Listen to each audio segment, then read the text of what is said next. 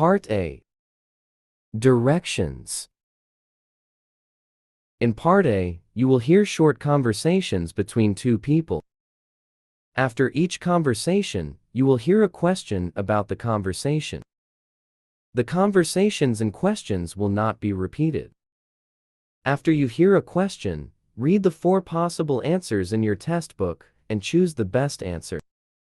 Then, on your answer sheet, find the number of the question and fill in the space that corresponds to the letter of the answer you have chosen.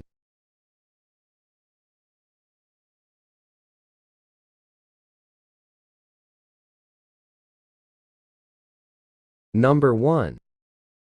I think we should submit the essay now. We won't have another time since we have public policy and comparative politics today. Yeah, we've got a lot on our plate today. What does the woman imply?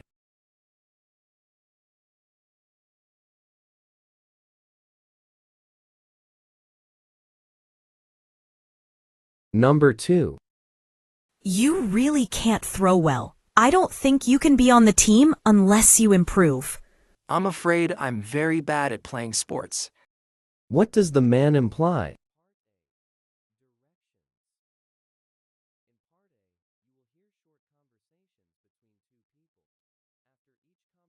Number 3. Did you see the manager about the job in the bookstore? Yes. And I also had to fill out an application for further interviews. What does the woman mean?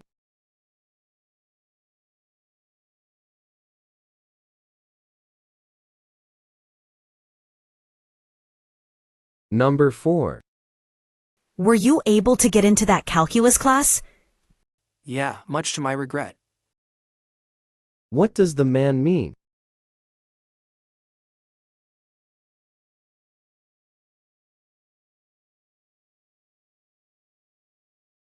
Number 5.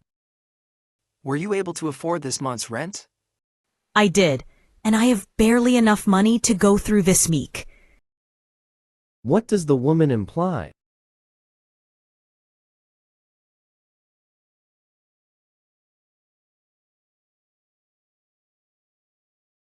Number 6. I don't think we can finish this project today. Too many layers we haven't painted yet, and we're running out of the blue color too. I think we need a hand for this. What does the man mean?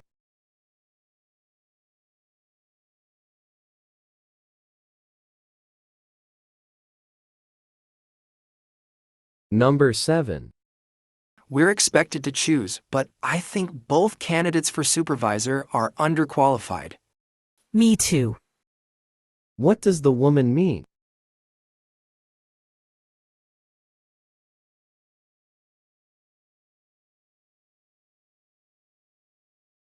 Number 8. Do we have any more shampoo? We'll run out of it. Someone has to go to the store. What does the man mean?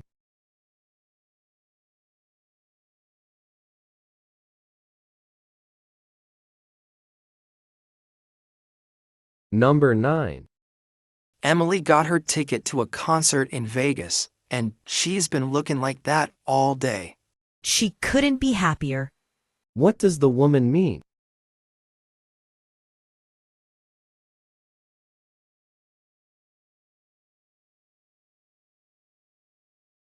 Number 10.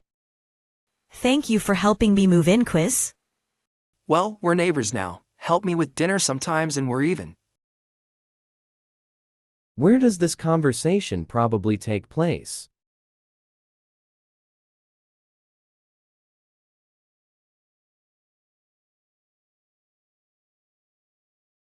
Number 11. Were you pleased with last week's convention in Sydney? Nothing went as planned. What does the woman mean?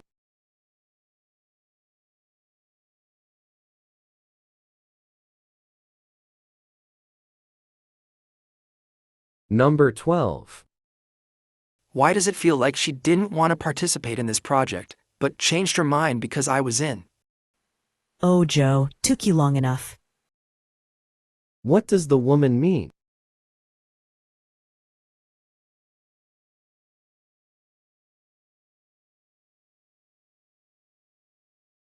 Number 13. Sorry, I can't come with you.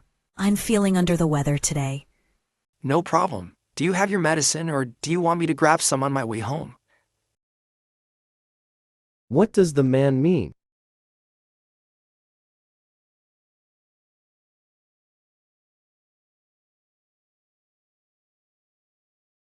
Number 14. Did you see Emily's name on the list of scholarship grantees? As expected from her, she had prepared herself for it. What does the woman mean?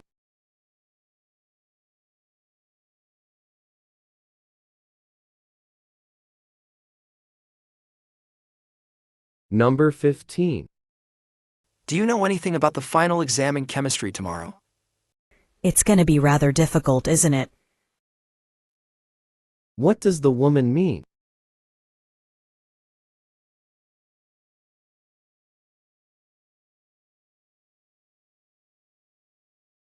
Number 16. Mr. Parapio, it appears these books are 1 week late. Yeah, my bad. I forgot they were due to return last Friday. Who is the woman?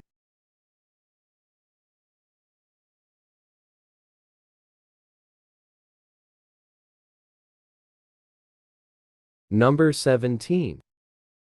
I got a dozen of large eggs and 5 pounds of potatoes for only $3 in Fresh Market. I don't know how that store makes money. What does the woman imply?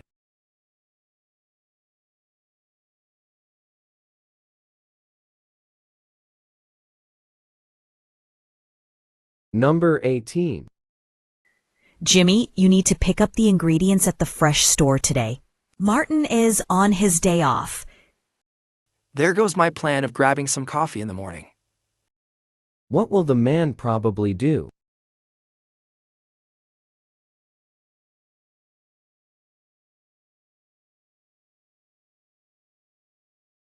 Number 19. How was your trip to the 7 Magic Mountains? The place is a work of art. What does the woman mean?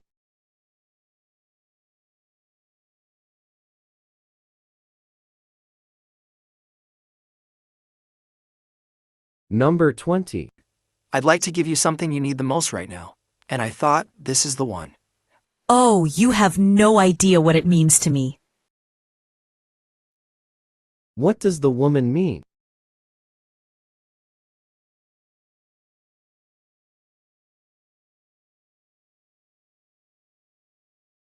Number 21. I'm so unhappy with my TOEFL results. Well, I'm not exactly satisfied with mine, but anyway, there's always next time. What does the woman mean?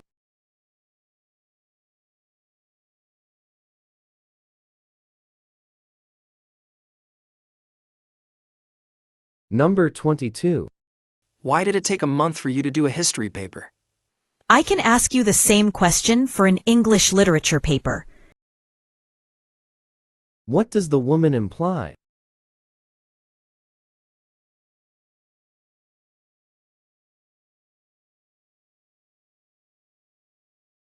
Number 23. I brought over a little something for you to eat. A little something? You brought the whole farm. What does the man imply?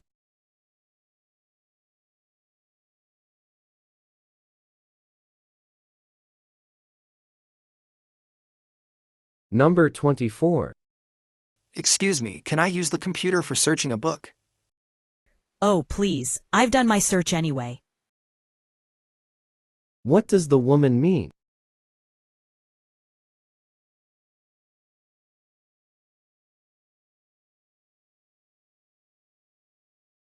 Number 25. I'm sorry, my professor sprung a last-minute group project on us, and I can't make it today. No worries, it happens. What does the man mean?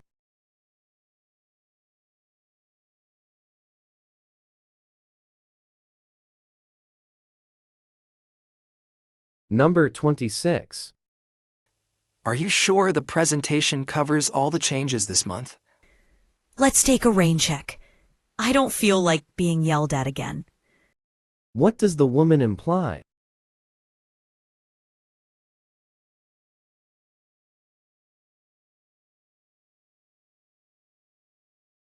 Number 27. These Roni horn paintings are fascinating. Aren't they? What does the man mean?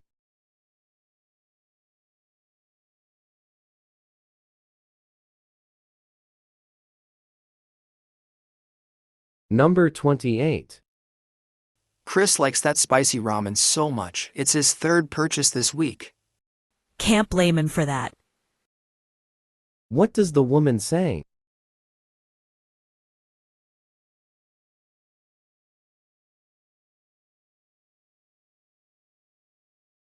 Number 29. Are you gonna walk home carrying all your groceries? It's easier than trying to balance everything on a bike. What does the woman say?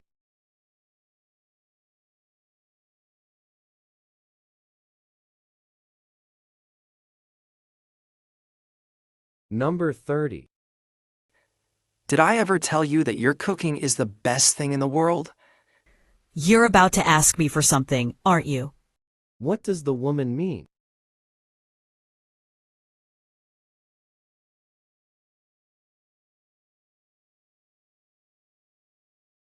Part B. Directions. In Part B, you will hear longer conversations. After each conversation, you will be asked some questions. The conversations and questions will be spoken at just one time. They will not be written out for you, so you will have to listen carefully to understand and remember what the speaker says. When you hear a question, read the 4 possible answers in your test book and decide which one would be the best answer to the question you have heard. Then, on your answer sheet, find the number of the problem and fill in the space that corresponds to the letter of the answer you have chosen.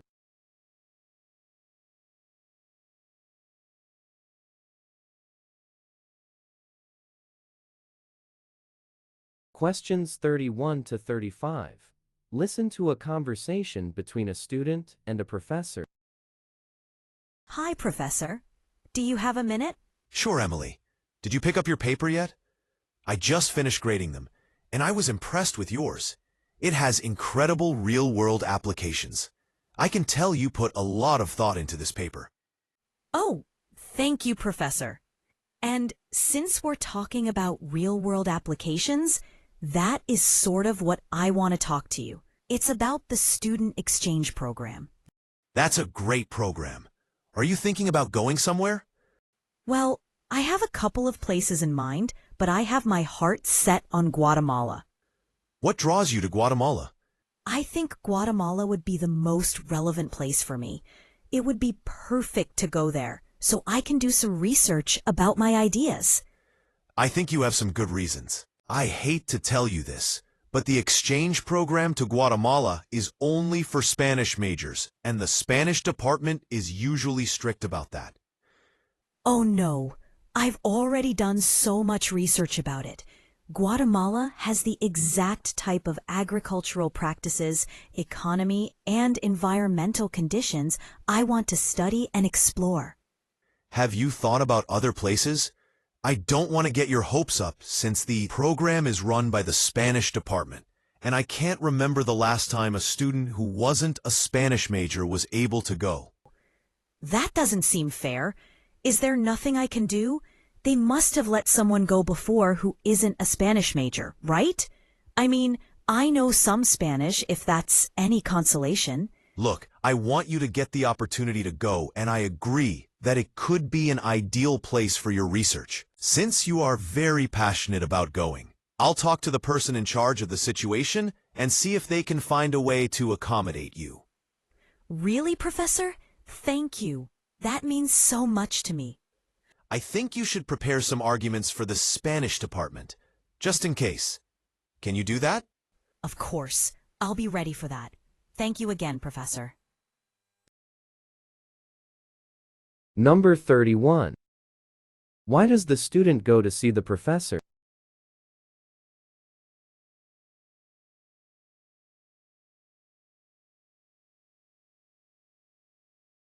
Number 32. Why does the student want to go to Guatemala?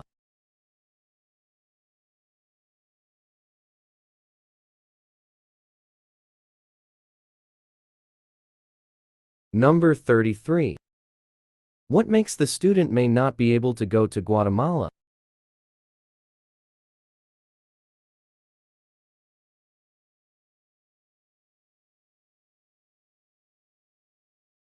Number 34. Why does the professor ask Emily if she has thought of other places to go?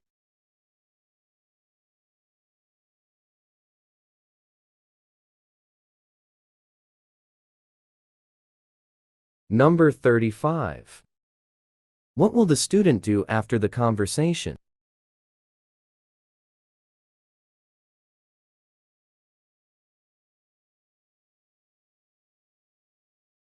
Questions 36 to 40. Listen to a phone conversation between a student and a professor. Hi, Professor. Did you want to see me? Yes, come in, Austin. It's about the paper you submitted for your assignment. I'm afraid I'm going to ask you to do the assignment again. Oh, can I know why? I mean, I worked so hard on that paper. Wasn't it good? I can see how much work you put in. In many ways, it's a very good assignment, but I'm confused. If it's good, why do I have to do it again? I understand that you are upset, Austin, but let me finish, okay? The situation isn't nearly as bad as you think. As I was saying, your assignment was well written and well researched, but it wasn't what I asked you to do. You submitted a review of one of the books from a reading list, but the assignment I said was to write an essay. Really? I remember the assignment, and I'm sure it said to review a book from the reading list. It did say that, but here, let me read the actual assignment. It says review one of the 3 books on this week's reading list, and then write an essay that compares the arguments in the book with those we discussed in class. Do you see the difference? I wanted you to review the opinions in the book, and then write about how they differ from what we discussed in class. Yes, you reviewed the book, but didn't address the second part of the assignment at all. So, you were using the phrase, review a book, in the assignment to mean something like study the book, rather than write a review for the book. Yes, that's exactly right. And as you are the only person who misunderstood the assignment, I don't think what I wrote was unclear. Do you? I see. I'm sorry about my mistake, Professor. Can I submit a revised assignment next week on Tuesday or Wednesday? Austin, it's only Monday, so I'd like it before the weekend, please. Number 36.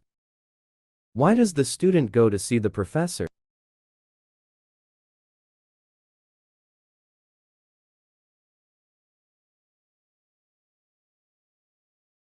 Number 37. Why is the student confused?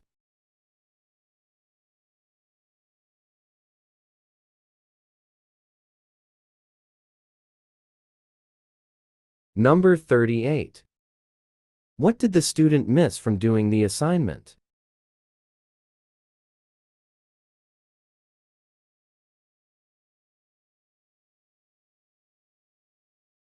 Number 39. What do you think the student is most likely to do next?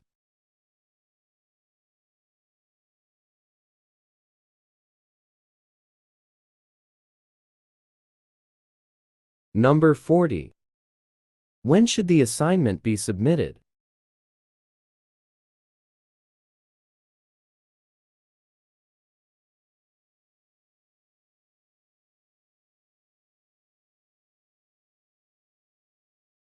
Part C. Directions. In Part C, you will hear several talks. After each talk, you will be asked some questions. The talks and questions will be spoken at just one time.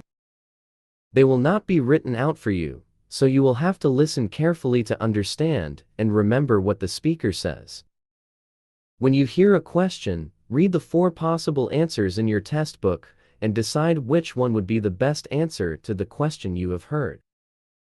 Then, on your answer sheet, find the number of the problem and fill in the space that corresponds to the letter of the answer you have chosen.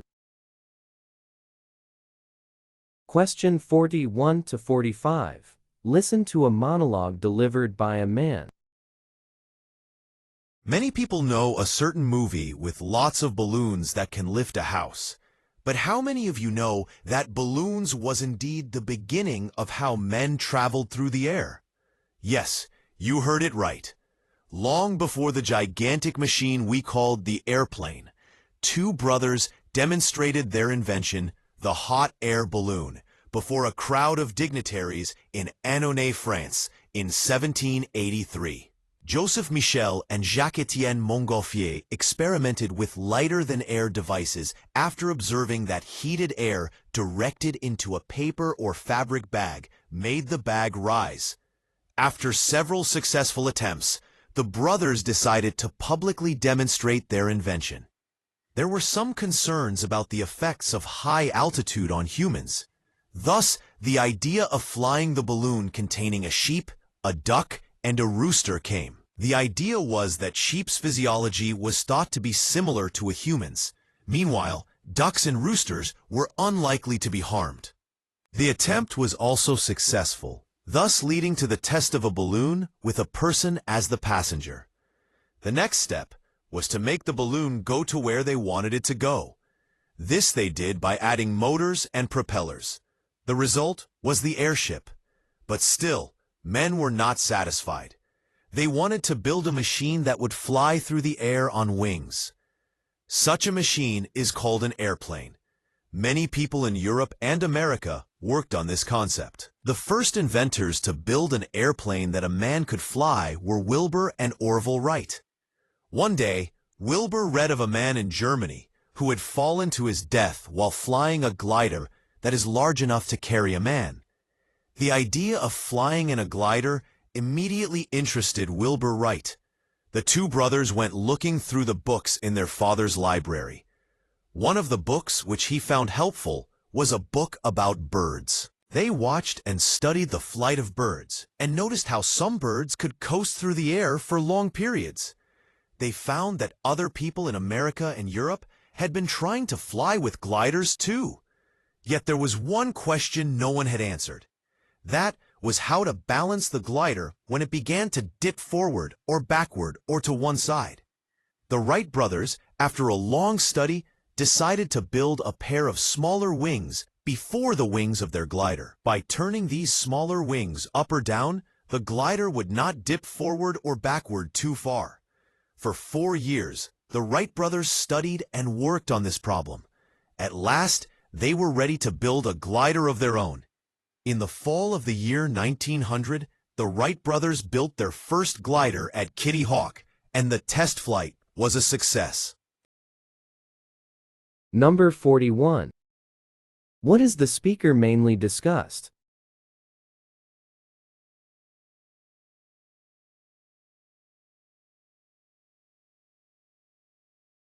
Number 42. Why does the speaker talk about balloons?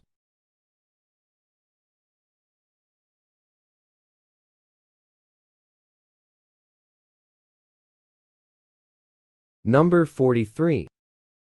Why does the speaker mention duck and rooster?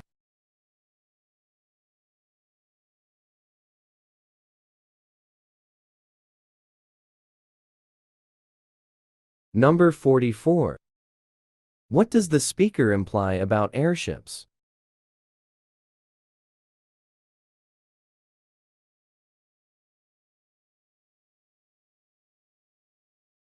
Number 45. What makes the glider made by the Wright brothers different than others?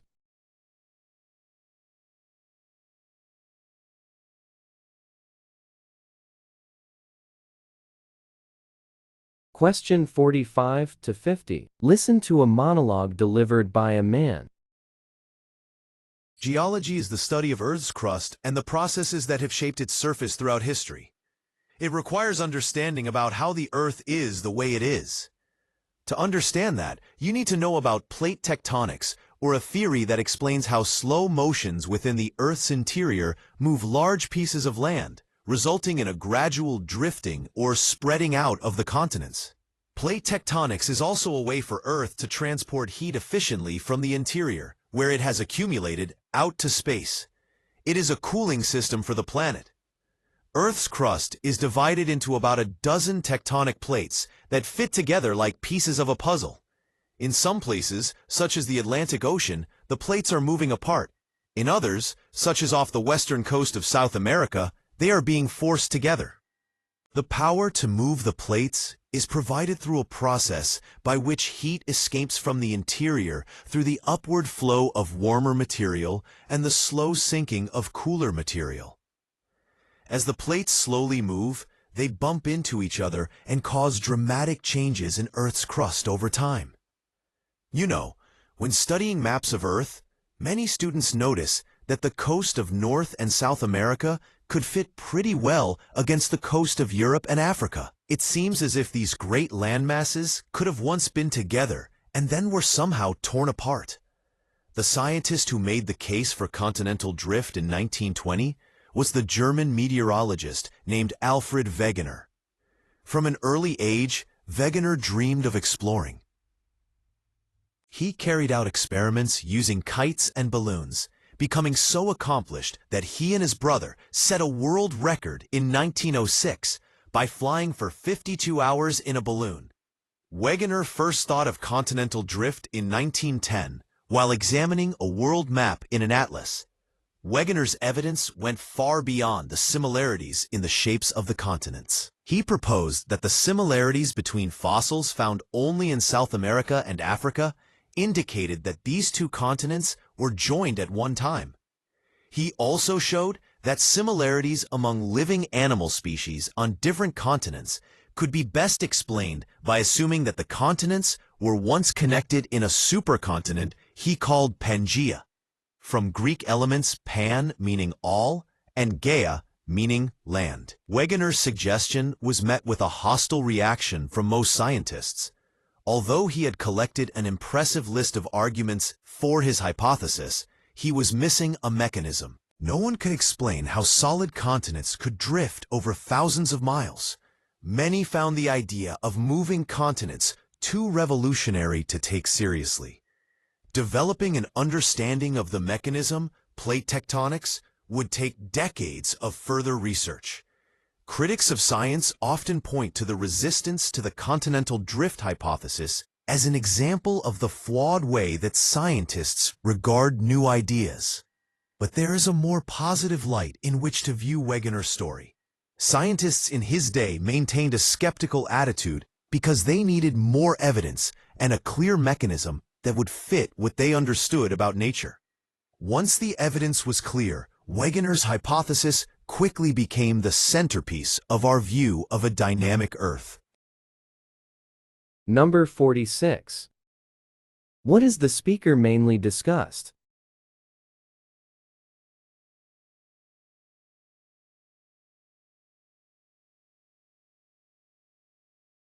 Number 47. Why does the speaker talk about geology?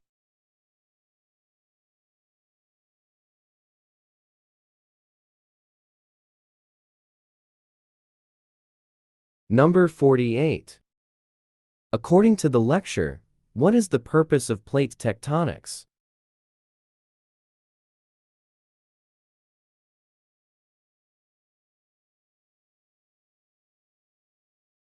Number 49. According to the lecture, what evidence did Wegener find to support his theory of Pangaea?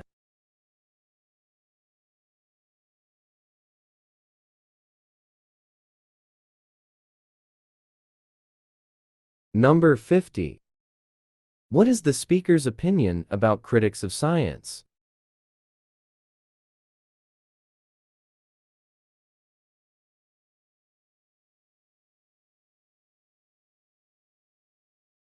This is the end of the listening section. Now it's time to check your answers. Wait for the next screen.